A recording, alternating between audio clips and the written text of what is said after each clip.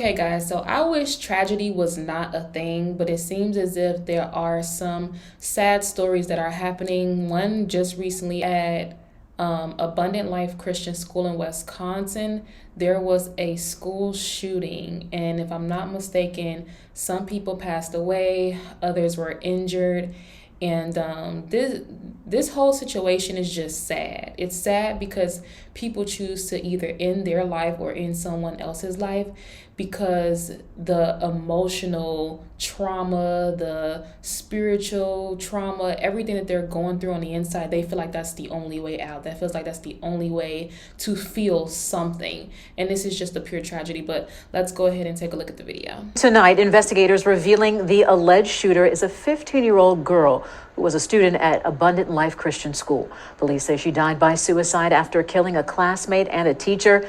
Tonight, the sobering details about who called 911 first. A second grade student called 911 to report a shooting had occurred at school. We'll let that soak in for a minute. Good evening. Thank you for joining us. We have a team of reporters spread out from Milwaukee to Madison, covering the story from different angles. Investigators just shared new information on the alleged shooter and the timeline of how this tragedy all unfolded. Jenna Ray leads our team coverage off. Jenna. Shannon, minutes ago, we learned that the school shooter has been identified as 15-year-old Natalie Ruppnow, who also goes by the name of Samantha. Police say that she did go to Abundant Life Christian School, and this morning she walked into that school with a handgun. Here are the details and the timeline police say unfolded. It started at 10:57 when a second grader made the call to 911 saying that they heard gunshots being fired inside the school. 3 minutes later, law enforcement officers were on scene. By 11:05, police say they found Ruppnow dead with a self-inflicted gunshot wound and a handgun. At the same time, EMS and Madison Fire were also there and started treating students and staff and clearing the school. Police say the shooting happened inside a classroom that was in a study hall period with students in all different grades. A teenage student and a teacher were killed. 6 others were injured. 2 students are still in critical condition tonight. 1 teacher and 3 students have non-life-threatening injuries. This has been a rough day for our city. This has been a sad day. This is going to be a day that will be etched in the collective minds and memories of all those from Madison.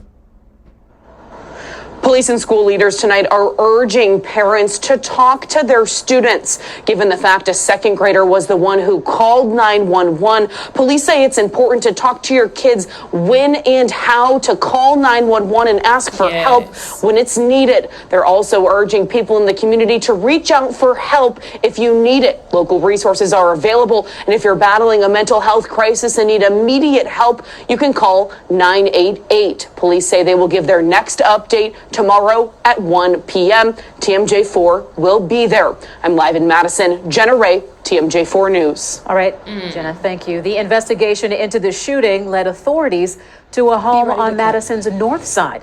Detectives have been there much of the day, so has our Megan Lee. She is live now, and as you've learned, the 15-year-old girl may have lived in the home behind you.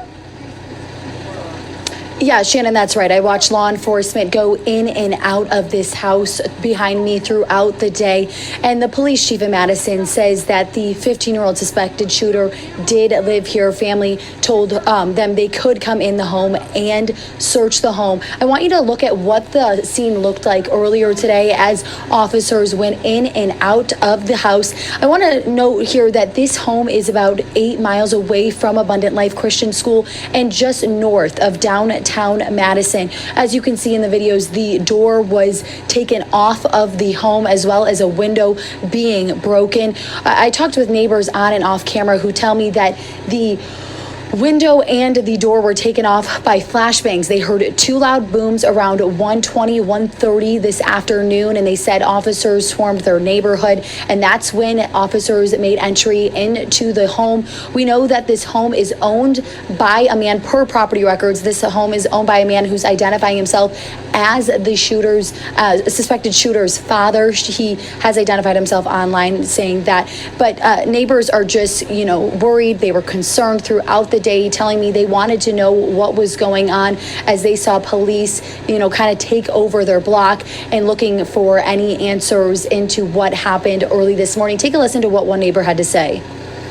Well, I heard the news this afternoon and thought we'll just drive by the main drag, and well, there it was, The front door was taken off and nobody was around, and the detectives are in there mopping up the mess. There were some questions answered tonight. However, there's many things that are unknown still. How did this 15-year-old girl get her hands on a gun, as well as what the motive was? And the police chief said they're looking for answers inside this home behind me, which again is 8 miles from Abundant Life Christian School. We'll be working to figure out more answers as to what happened in this tragic incident. Live in Madison, Megan Lee, TMJ4 News. Megan, thank you for that update. Now, I'm going to tell y'all this now. There is no reason for you to ever shoot someone or yourself because of the internal terror or misery that you're going through. I want that to be clear. If you are the type of person who is going through such a hard time spiritually and emotionally, go talk to someone. Talk to your parents. Talk to your friends. Talk to a therapist, a psychiatrist. Talk to somebody, because mental health is very, very serious. And to be honest, if anyone goes and shoots at a school or just shoot in general, again, there's never any reason to murder people, but that person is dealing with torment, internal torment. And it's not no one's fault. I want people to understand this, because I hear a lot of the times, oh, this person, this was happening to this person, so that's why they went out and started shooting all over the place. This was happening to them. It doesn't matter what happened to you.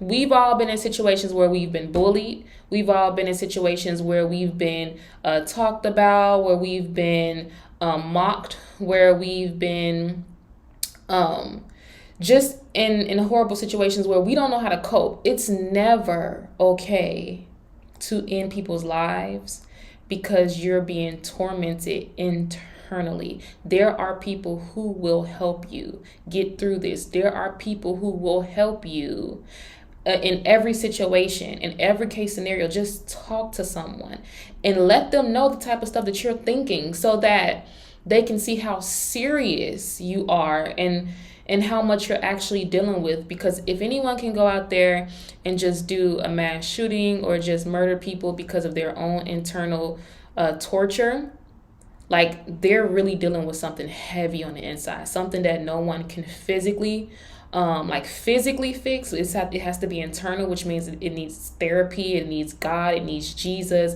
It's internal, and no one could be the cause of it. Again, I also hear oftentimes where people say, oh, because of this, and this person killed themselves. No. Coming from somebody who struggled with depression for 3 to 4 years, someone who has suicidal thoughts for 3+ years, almost every single day, somebody who thought about ending their life. This was all me at one point. This was before I got saved. This was before I had a divine encounter with God. This is before I gave my life to Christ. I used to have suicidal thoughts day in, day out, and I would put makeup on my face, be so pretty, go out in the camera, and act normal. There were only a few people who knew I was going through this, and some of those people only knew how bad it was. And it's nothing that no one did on the outside. Outside factors can trigger certain things, yes, but no one specifically is the root cause of someone's depression, anxiety, enough for them to want to murder themselves. Outside influences have an impact, yes, but there's an internal torture that's happening. Life is gonna life regardless, right? Bad things are gonna happen, but there's an internal warring going on in the inside that no one can fix, no one can resolve. It just takes for you to speak up, speak out, ask for help, and seek Christ. I'm trying to tell y'all, Christ is your answer. Jesus is your answer. And I'm not saying just going to a school or just talking about God because your family do. Like, you legit have to be in full submission and full dependency on God, obedient to God's word, like he says, for you to be able to be engrafted with the peace and the fullness of the Lord.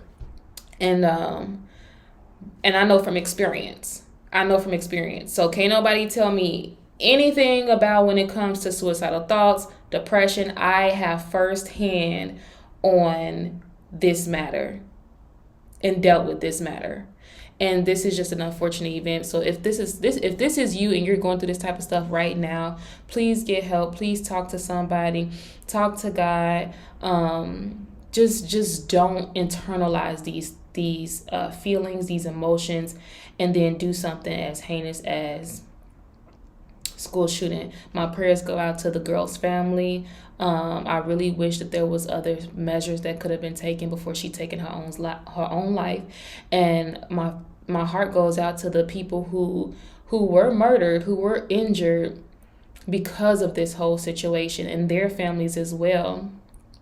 And yet, guys, we just gotta pray. We gotta plant those seeds. We have to be the hope and the light in these dark times, and we just have to be there for each other. But if you guys ever deal with depression or suicidal thoughts or anxiety or whatever, put it in the comments, because what your experience is or was can help somebody else get through it too as well. And I could legit tell the story of my situation and how I was, and from start to finish, the things that I did to cope with it, the things that helped me get through it until I got saved. But I'm trying to tell y'all, it wasn't until I gave my life to Christ that I my depression completely went away. And this is not a game. This is not a joke. It completely went away. I do not even have those thoughts anymore, nor do I have those feelings anymore. Life gets tough. Yes. It's still tough, but I'm able to cope and give my burdens onto the Lord. So I will see you guys in my next video. Please pray for this family, guys. Please pray for the other people who are involved, and pray for the people who have been traumatized by the situation, who probably fear going to school or sending their kids to school because of things like this. I don't know how the little girl got the weapon in the first place, but we also need to, as parents, understand that kids have emotion, young adults have emotions that they don't know how to control yet. We cannot keep weapons around kids. Better yet, you probably shouldn't have it at all. But if you have to have it, keep it away from kids, out of sight, out of mind. Even if you have to keep it outside of the house, somewhere, like just don't have it. Just don't have it around kids, and monitor your kids. Talk to them. Don't be too busy for them. Don't be too busy in the world trying to make money, trying to be popular, trying to be famous, trying to live life, have fun, get drunk. Pay attention to your children. Nowadays, social media is raising your children and not you. So not to say anything bad about her parents or anything like that, but we have to pay attention to our children because they're being attacked spiritually and emotionally. And we need to be 2 steps ahead by prayer, by submission to Christ, and guidance and helping, influencing others to do better, to behave better, and to care for others in a better manner. But again, I will see you guys in my next video. I love you. Stay blessed.